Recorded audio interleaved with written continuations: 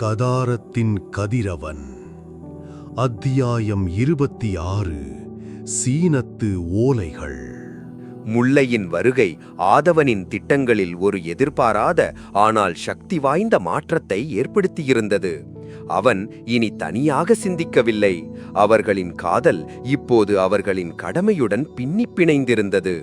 ஒருவருக்கொருவர் பாதுகாப்பு கவச்சமாக மாற வேண்டிய கட்டாயத்தில் அவர்கள் இருந்தனர். முல்லையை மன்னர் சங்கிராமனின் மருத்துவவாக அரண்மனைக்குள் அனுப்பும் திட்டம் மிகவும் அபாயகரமானது. ஆனால் அதுவே பொக்கிஷ அறைக்கு மிக அருகில் செல்வதற்கான ஒரே வழியாகவும் இருந்தது. அண்ணாமலை செட்டியாரின் உதவியுடன் சோழ தேசத்திலிருந்து வந்திருக்கும் மருத்துவ நிபுணர் முல்லை தீராத தலைவலிகளை கூட தன் மூலிகை மருத்துவத்தால் குணப்படுத்தும் ஆற்றல் கொண்டவர் என்ற செய்தி அரண்மனைக்குள் பரப்பப்பட்டது. மன்னன் சங்கிராமன் தன் தலைவலியால் தீவிரமாக அவதிப்பட்டுக் கொண்டிருந்தான். கடாரத்து மருத்துவர்கள் கொடுத்த எந்த மருந்தும் பலனளிக்கவில்லை.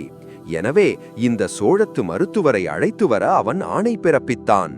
முல்லை மிகுந்த நம்பிக்கையுடனும் ஒரு சிறிய பதற்றத்துடனும் அரண்மனைக்குள் நுழைந்தாள். அவள் மன்னரின் முன் நிறுத்தப்பட்டாள். அவள் அழகும் அவள் கண்களில் தெரிந்த அறிவின் பிரகாசமும் சங்கிராமனை ஒரு கணம் கவர்ந்தன.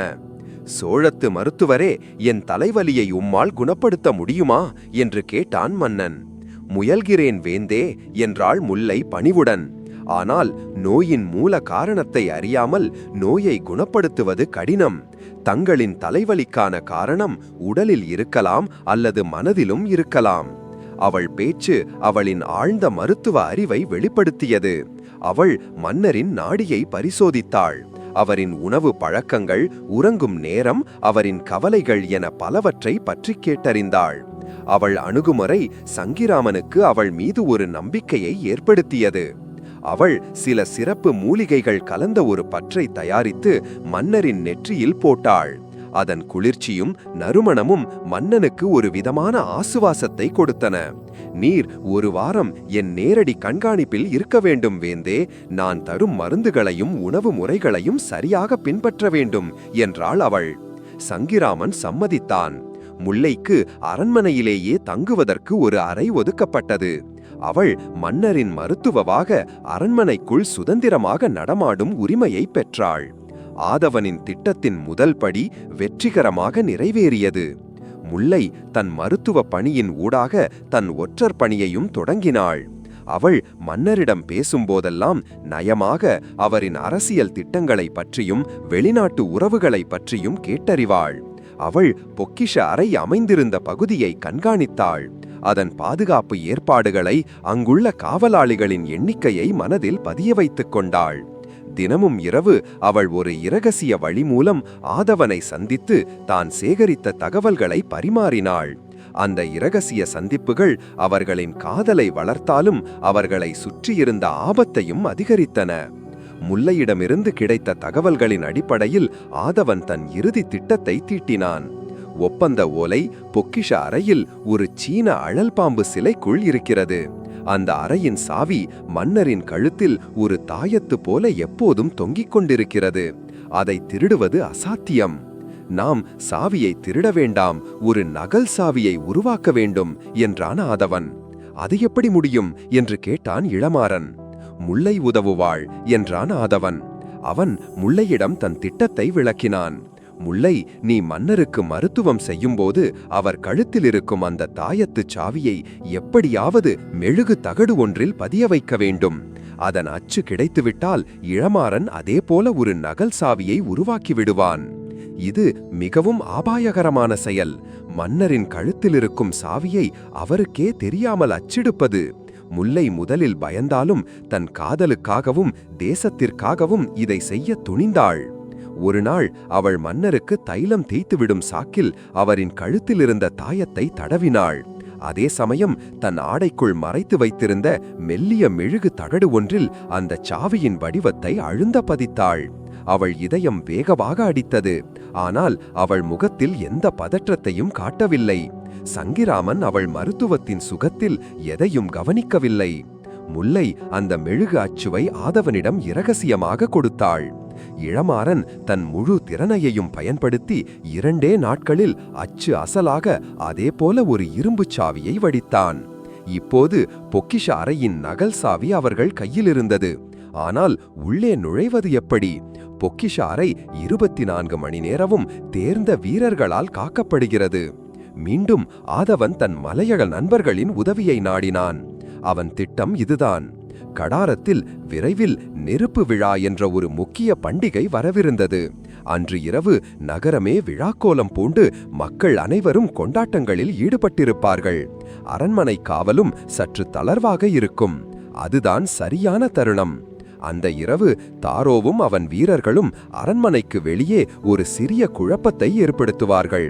ஒரு காட்டுப் பன்றி அரண்மனை தோட்டத்திற்குள் புகுந்து விட்டது போல ஒரு நாடகத்தை அரங்கேற்றுவார்கள். காவலாளிகளின் கவனம் முழுவதும் அந்த பக்கம் திரும்பும். அதே சமயம் ஆதவனும் கருணாவும் அரண்மனையின் பின்புறச் சுவர் வழியே யாருக்கும் தெரியாமல் உள்ளே நுழைவார்கள். அவர்கள் நேராக பொக்கிஷ அறைக்கு செல்வார்கள். முல்லை தன் மருத்துவ அதிகாரத்தை பயன்படுத்தி அந்த பகுதியில் இருக்கும் காவலாளிகளை மன்னருக்கு மருந்து எடுத்து செல்லும் சாக்கில் வேறு இடத்திற்கு அனுப்பிவிடுவாள்.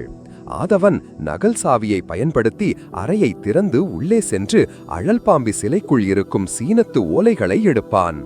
இது ஒரு மையிரிழையில் தவறு நடந்தால் கூட அனைவரின் உயிரையும் பறித்துவிடும் ஒரு திட்டம். ஆனால் இதை தவிர வேறு வழியில்லை. நெருப்பு விழா நாள் வந்தது. கடார நகரம் தீப்பந்தங்களாலும் வானவேடிக்கைகளாலும் ஒளிர்ந்தது. இசையும் கூத்தும் எங்கும் நிறைந்திருந்தன. ஆதவன் தன் இறுதி பயணத்திற்கு தயாரானான். அவன் முல்லையை இரகசியமாக சந்தித்தான். கவனமாக இரு முல்லை, நீ மாட்டிக்கொள்ளக்கூடாது. நீங்களும் கவனமாக இருங்கள் என்றாள் அவள். அவன் கைகளை பற்றிக்கொண்டு, வெற்றியுடன் வாருங்கள், உங்களுக்காக நான் காத்திருப்பேன். அந்த பார்வை, அந்த தொடுகை ஆதவனுக்கு ஒரு பெரும் தைரியத்தை கொடுத்தது. இரவு உச்சத்தை அடைந்தது. ஆதவனும் கருணாவும் கரிய ஆடைகளை அணிந்து நிழல்களோடு நிழலாக கரைந்து அரண்மனை சுவரை நோக்கி நகர்ந்தன. அவர்களின் இதய துடிப்பு அந்த விழா சத்தத்தையும் மீறி அவர்களுக்கே கேட்டது. சீனத்து ஓலைகள், சோழ தேசத்தின் தலைவிதியை மாற்றக்கூடிய அந்த ஓலைகள் அவர்களுக்கு சில 100 அடிகள் தொலைவில் ஒரு அழல் பாம்பு சிலைக்குள் உறங்கிக் கொண்டிருந்தன. அந்த உறக்கத்தை கலைக்க ஆதவனின் பயணம் தொடங்கியது. இது அவன் வேட்டையின் உச்சக்கட்டம். இந்த வேட்டையில் அவன் வெல்வானா இல்லை வீழ்வானா? கடாரத்தின் கதிரவன். அத்தியாயம் 27. வீரசேகரனின் வஞ்சகம். நெருப்பு விழாவின் ஆரவாரமும் தீப்பந்தங்களின் ஒளியும் ஆதவனின் அபாயகரமான பணிக்கு ஒரு சிறந்த திரையாக அமைந்தன. தாரோவின் வீரர்கள் ஏற்படுத்திய குழப்பத்தால் அரண்மனையின் பிரதான காவலாளிகளின் கவனம் சிதறியது. முல்லை தன் மதிநுட்பத்தால் பொக்கிஷ அறைக்கு அருகே இருந்த காவலாளிகளை மன்னருக்கு திடீரென நெஞ்சுவலி, உடனே என் அறைக்கு வந்து சில அரிய மூலிகை பெட்டிகளை தூக்கிக் கொண்டு வாருங்கள் என்று கூறி அங்கிருந்து அகற்றியிருந்தாள். பொக்கிஷ அறையின் முன் இப்போது நிசப்தம் மட்டுமே காவலுக்கு இருந்தது. ஆதவனும் கருணாவும் நிழல்களைப் போல அரண்மனையின் சந்துகள் வழியே நகர்ந்து அந்த இடத்திற்கு வந்து சேர்ந்தனர். கருணா தன் கூரிய காதுகளால் சுற்றிலும் எந்த ஆபத்தும் இல்லை என்பதை உறுதி செய்தான். ஆதவன் தன் இடுப்பில் இருந்த இளமாறன் தயாரித்த அந்த நகல் சாவியை எடுத்தான். அவன் கைகள் லேசாக நடுங்கின. இது அவன் பயணத்தின் மிக முக்கியமான தருணம். அவன் சாவியை பூட்டுக்குள் செலுத்தி மெதுவாக திருப்பினான். டிக் என்ற ஒரு மெல்லிய ஓசையுடன் அந்த பிரம்மாண்டமான கதவின் பூட்டு திறந்து கொண்டது. ஆதவனின் இதயத்தில் ஒரு சிறு நிம்மதி. அவன் கதவை சத்தமின்றி திறந்து கருணாவை பார்த்து கண்ணசைத்துவிட்டு உள்ளே நுழைந்தான். கருணா வெளியே ஒரு வேங்கையைப் போல எந்த ஆபத்தையும் எதிர்கொள்ள தயாராக நின்றான். பொக்கிஷ அறை தங்கத்தாலும் வெள்ளியாலும் விலையுயர்ந்த கற்களாலும் நிறைந்து அவன் கண்களை பறித்தது. ஆனால் அவன் பார்வை அந்த செல்வங்களின் மீது செல்லவில்லை. அவன் அறையின் மையத்தில் ஒரு பீடத்தின் மீது வைக்கப்பட்டிருந்த அந்த பிரம்மாண்டமான பச்சை நிற சீன பெருநாகம் சிலையின் மீதுதான் பதிந்திருந்தது. அது வாயை பிளந்து கர்ஜிப்பது போல செதுக்கப்பட்டிருந்தது. ஆதவன் அந்த சிலையை நெருங்கினான். வீரசேகரன் சொன்னது போல அதன் வாய்க்குள் கையை விட்டான். உள்ளே ஒரு இரகசிய அறை இருந்தது. அவன் கைக்கு ஒரு பட்டு துணியில் சுற்றப்பட்ட ஓலைச்சுருள் தட்டுப்பட்டது. அதுதான் சீனத்து ஓலைகள். சோழ தேசத்தின் தலைவிதியை மாற்றக்கூடிய அந்த ஆதாரம் இப்போது அவன் கைகளில். அவன் அந்த ஓலையை எடுத்து தன் கச்சைக்குள் பத்திரமாக செருகிக் கொண்டு வெளியேற திரும்பினான். அவன் முகத்தில் ஒரு பெரும் பணியை முடித்த திருப்தி.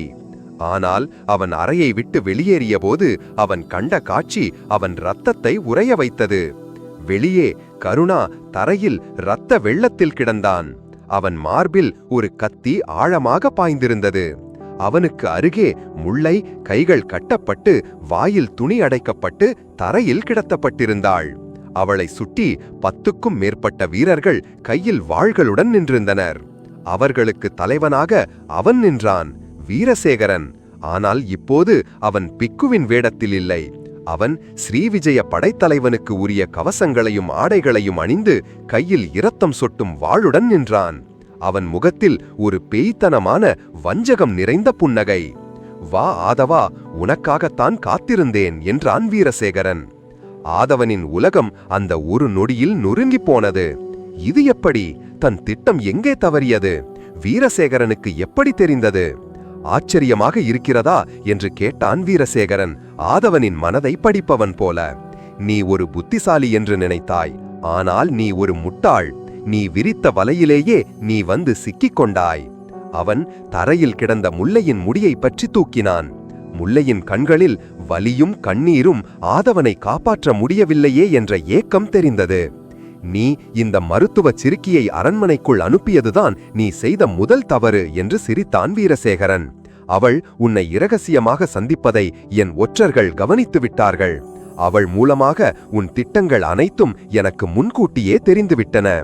துரோகி செம்பியன் முல்லையை பின்தொடர்ந்து அவர்களின் சந்திப்புகளை அறிந்து வீரசேகரனிடம் சொல்லியிருக்கிறான். ஆதவன் செம்பியனின் துரோகத்தை அறிந்திருந்தும் அவன் தங்களை பின்தொடர்வான் என்பதை ஊகிக்க தவறிவிட்டான்.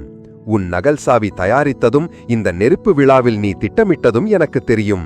அதனால்தான் இந்த நாடகத்தை நான் அரங்கேற்றிலேன். நீ அந்த ஓலையை திருடி வெளியே வரும்போது உன்னை கையும் களவுமாக பிடித்து மன்னரிடம் ஒப்படைக்க வேண்டும். சோழ தேசத்து ஒற்றன் அரண்மனையின் பொக்கிஷாரையை கொள்ளையடிக்க முயன்றான் என்று நிரூபிக்க வேண்டும். அப்போது மன்னர் சங்கிராமன் சோழர்களுக்கு எதிராக போரை அறிவிப்பதை தவிர அவருக்கு வேறு வழியே இருக்காது. எத்துணை கொடிய வஞ்சகம்! அவன் ஆதவனின் திட்டத்தையே அவனுக்கு எதிரான ஒரு பெரும் பொறியாக மாற்றியிருக்கிறான். ஆதவனின் கண்கள் கோபத்தில் சிவந்தன. அவன் தன் இடுப்பில் இருந்த வாளை உருவினான். முல்லையை விடு வீரசேகரா, உன் பிரச்சனை என்னோடுதான். வீரசேகரன் சிரித்தான். நிச்சயமாக, ஆனால் முதலில் உன்னிடம் இருக்கும் அந்த ஓலையை என்னிடம் கொடு. ஆதவன் தன் கச்சையில் இருந்த சீனத்து ஓலைகளை எடுத்தான். இதுதானே உனக்கு வேண்டும், இதோ பிடித்துக்கொள் என்று கூறி அந்த ஓலைகளை அருகே எரிந்து கொண்டிருந்த ஒரு பெரிய தீப்பந்தத்தை நோக்கி வீசினான். வேண்டாம் என்று அலறினான் வீரசேகரன். அந்த ஓலைகள் அவன் சதிக்கு மிக முக்கியமான ஆதாரம். அவை எரிந்துவிட்டால் அவன் திட்டம் பாழாகிவிடும். அவன் அந்த ஓலைகளை பிடிக்க பாய்ந்தான். அவன் வீரர்கள் சிலரும் அவனை பின்தொடர்ந்தனர். அந்த சந்தர்ப்பத்தை பயன்படுத்தி ஆதவன் மின்னல் வேகத்தில் முல்லையை கட்டி வைத்திருந்த வீரர்களை நோக்கி பாய்ந்தான். ஒரு பெரும் சண்டை மூண்டது. ஆதவன் ஒரு காயம்பட்ட சிங்கத்தை போல போராடினான். அவன் வாள் சுழன்று சுழன்று எதிரிகளை வீழ்த்தியது. ஆனால் அவன் தனியாக இருந்தான். எதிரிகள் 10க்கும் மேற்பட்ட எண்ணிக்கையில் இருந்தனர். அவன் எப்படியோ முல்லையின் அருகே சென்று அவள் கட்டுகளை அவிழ்த்து விட்டான்.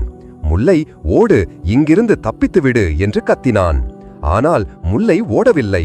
அவள் தரையில் கிடந்த கருணாவின் உடலை பார்த்தாள். அவள் கண்கள் கண்ணீரை அல்ல, கோபக் கனலை கக்கின. அவள் அருகே கிடந்த ஒரு இரும்பு கம்பியை எடுத்துக்கொண்டு தன்னை நோக்கி வந்த ஒரு வீரனின் காலில் ஓங்கி அடித்தாள். அதே சமயம் வீரசேகரன் எரிந்து கொண்டிருந்த ஓலைகளில் பாதியை மீட்டுவிட்டான். அவன் கோபம் எல்லை கடந்தது.